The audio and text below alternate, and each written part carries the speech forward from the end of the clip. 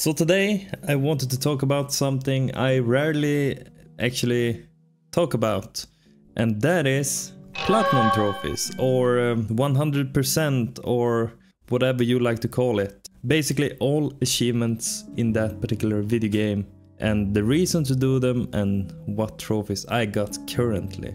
So let's start off with the trio. Bam! Persona 5, 5 Royal and 5 Strikers. I got them all because I really liked the series at that time. That was basically everything I did when I came home from work. I put on Persona 5, or I put on Persona 5 Royal, or maybe Strikers, and I grinded and grinded until I got the platinum for them all. I will say that out of the 3, I think I enjoyed the Royal Platinum Trophy the most. Then the OG Persona 5, then Strikers. Strikers was something that I basically just did it because I had promised to do it.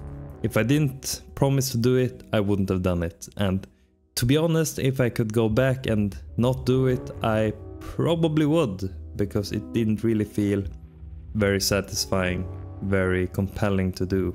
Especially after you did it for a while, it was just grindy, for the reason of being grindy. Let's move on to Neo 1 and 2. I got the first platinum trophy in Neo. That required a bit of grinding, but I really liked that game and it felt like something just up my alley. So I kinda had to do it, right? Then with Neo 2, they basically just improved upon the formula. You can now create your own character, and I know it's not that satisfying in terms of story in the same way that the first game was. With William you had a more intriguing storyline, but it's still sufficient enough in the second game. I will say also that it was a bit too grindy, the second game. I feel it's a bit too grindy, but that's basically all. I really enjoyed my time with both of those games, so no further complaints. And then let's take Crash Bandicoot 1, 2 and 3 from the remake. Vicarious Visions did that, I think. But anyway, I really loved those games when I were younger. And especially the third game, I remember I loved the Arab worlds. And I really loved and enjoyed the Egyptian worlds, especially the tombs. Weren't they all tombs? But those were my favorites, and I remember just grinding and grinding those games. The same applies to this trilogy. Basically I just grinded and grinded, and I think the most annoying trophy to get was either in the third game by the newly introduced levels that weren't in the original game. Those were really annoying to get the relic for. And then also the first game with the ascent level. Slippery Ascent, something like that. A really fun level and very challenging. I really enjoyed getting those platinum trophies for those games. I would do it again. And now here comes a bunch of games again. Bam! Okay. We got Dark Souls, we got Dark Souls 3, Demon Souls, we got Bloodborne, we got Sekiro, and that was it. See, I haven't gotten the platinum for Dark Souls 2 and Elden Ring yet, because Elden Ring I kinda just burned out on that game. I played way too much in way too little time, and I also started both playthroughs at the same time, and that really added to the fatigue I felt when playing. So that was a big mistake. I'm very close, I just need 2 endings, and 1 I'm very close to getting, so I think I will get it someday. The second game though is something that I will probably eventually get around to. But I feel like my philosophy is this around these achievements. If you don't enjoy them, what's the point, right? What's the point of doing this stuff if you don't enjoy it? So I really enjoy Dark Souls 2, but in order to get the achievement, you basically need to go to NG++ to get the spells required for it. And then I still think it requires some form of grinding. I'm a bit unsure about that one. It's not really worth it in my opinion at the moment. It feels like a chore to wade through that game thrice. That's why I haven't done it yet. Demon's Souls Remake was really fun to get the achievements for. I enjoyed that they added some additional challenges for some of the bosses, like the Tower Knight. Or I think they added some to another boss as well, that you had to do something specific in order to get there. Yeah, anyway, I really dig that achievement. And then we have Dark Souls. I mean, basically one of the best games I've ever played. The grind to get the Platinum Trophy, or 100%, I think I did this on Steam, wasn't really worth it. It felt like a lot of just dull grind fests, and that is something that I never enjoy in any game ever. The same applies to the third game. Like, I enjoyed the game as it was. It was a really nice game. I replay it every now and then, and I have a lot of fun when I do it all the time. It's one of those. I think the third game is pretty much, if we discount the second half of Dark Souls 1, it's the better game. But if we take it as a whole, I think Dark Souls 3 is actually the better game. At least when it comes to like the wholeness of it. It feels more complete. But it required a lot of grinding, especially those freaking ears. I am so tired of grinding for those, and I know exactly how I did it, and in retrospect I maybe shouldn't have done it. In retrospect. That said, it's fine. So now let's take Bloodborne.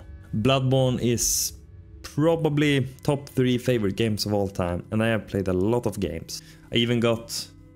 You can't see it very well, kinda need to twist my arm around like this. Zoom in on this. Okay, it's a really fun game, and I want to replay it every now and then. I think pretty much once a year. It's just... It's as if Miyazaki and his team checked inside my mind. They dig themselves into my mind and took everything that I really liked and loved pretty much and made it a game. That's Bloodborne for me. It's not perfect by any means. I don't think any game is perfect, if I'm being entirely honest, so... I mean, Bloodborne is no different, but it's very close, and I will love that game forever. Sekiro is also really fun. It's one of the most underrated games that From has made to date, just because of the... How can I describe this accurately?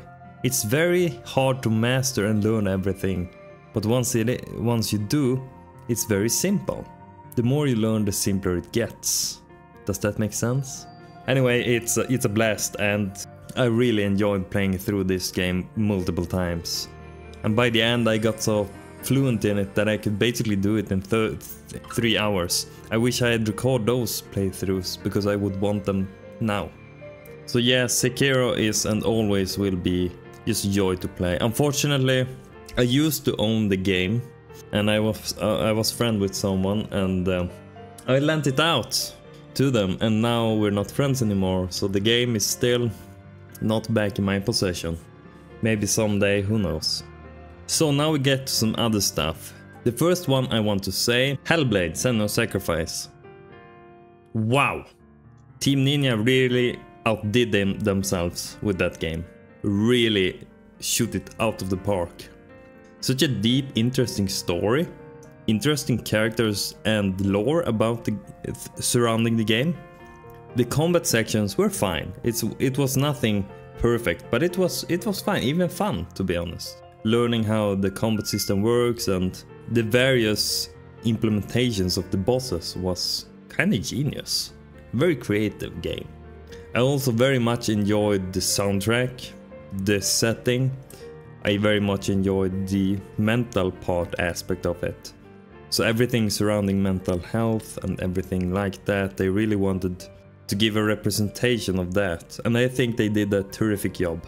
The only thing I still think is that the game was perfect on its own. I don't think we're in need of a sequel or prequel or whatever it is, but I understand it. I just don't think... I think the first game was perfect as it was. One of the few games that I could have easily paid more for. Then we have something I didn't pay for, pretty much. Fury. It is in the title, and it's one of the best games I've ever played in my life. In concept, it may be simple, especially since it's a boss rush game in gameplay. But the way they merge the combat sections and the different types of play styles is really terrific. They've done an incredible job. But the best part about it is easily the both silent storytelling, but also the not silent storytelling. The voice acting is great. Every boss has a unique design with a clear type of playstyle that you pretty much need to get used to. I remember how hard this is probably the hardest platinum trophy I have got to date. I remember grinding for this, and it was a grind that actually felt really worth it. And I remember when I got it, like my hands were shaking, my adrenaline was pumping, because I felt so satisfied and I really got something out of it that I believe was worth it. I also did, on my platinum run, I did fight the optional boss because I felt like it was right. And boy, I don't regret it at all. If you like this type of games, I 100%, 150%, 200%, I recommend this game. That's what I'm trying to say. So you should really buy it if you can. And then we have Assassin's Creed Syndicate. It's one of those games that, or one of those series I should say, that I played the first game, I played the second game, and then I think I started on the third or something, and I just got really bored of it. It was the same. It felt too similar, is what I'm saying. Even though they are different, it felt too similar. And especially if you want to do everything, I mean, come on, those are grindy games. And Syndicate is no different. But what I remember is, since the last game I had fully played was the second, I really enjoyed playing Syndicate. It was a great time, and I would probably replay it in the future, not getting the 100% achievement. That wasn't really worth it. It was too much of strange achievements, like you need to break these breakables on the streets for 50,000 in worth or something. It's very strange for this type of game. It felt like padding. But other than that, great experience. Alright, we have Until Dawn. The probably most fun horror game I've played. That is pretty much the best slasher horror game ever made. And you can't change my mind on it. If you go in blind and you don't know really the story and every twist and turn in the game, it's a beautiful, hugely enjoyable experience. I can remember it so vividly, the first playthrough, which ones survived, which didn't. You can actually notice there are so many things in this game that they did right.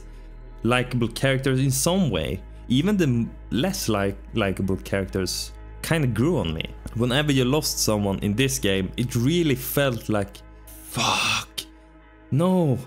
It felt like someone really died and kind of sucked. And that's what you should feel. Now I played all these other games, Man of Medan, I played House of Ashes. They don't even come close. Not in my opinion, they don't even come close. They really lack something, and one of the most important things they lack is that I don't really care about the characters in those games. I don't. I'm like, yeah, okay, that character died, whatever. Until Dawn, you should really, if you enjoy horror games, invite a couple of friends over, or if you don't have friends, you can play it alone, it's fine. And you can just complete the game, it's so darn good. Then we have, of course, Curse of the Moon 2. I love Castlevania. I will always replay that game during Halloween or the month of October if I can, because it's just so damn darn fun. It's one of my favorite games of all time, mainly due to how simple it is, but it's so replayable at the same time. It's just something about the aesthetic, the simplicity, but yet the depth of that game I will never get tired of. And so when they did Curse of the Moon and Curse of the Moon 2, IGA, I was hooked from the start. Now this list includes Platinum, 100% achievements maybe. So I can include the first game as well, but it doesn't have a Platinum trophy, at least on the PlayStation. So that's why I haven't included it. But that game's a banger too. I think as a whole, I think I maybe maybe I enjoyed the first game more. I enjoyed the characters more in that one. I won't spoil anything for the second, but the main characters, I should say. Then the ending and the different paths you could take in the second game just adds the replayability of it, and I had a lot of fun. I will play that game more and more. 100% worth it. And then we come in with a curveball. Tekken 7. Yes, you heard that correctly. I'm a huge fighting game fan. I played fighting games since I was 6, 7, 8, somewhere along those times. Somewhere around those times. I've played fighting games ever since. Mostly started with Street Fighter, and then Mortal Kombat, and then Tekken, of course. I loved Tekken. Tekken 2 was my favorite game back in the day.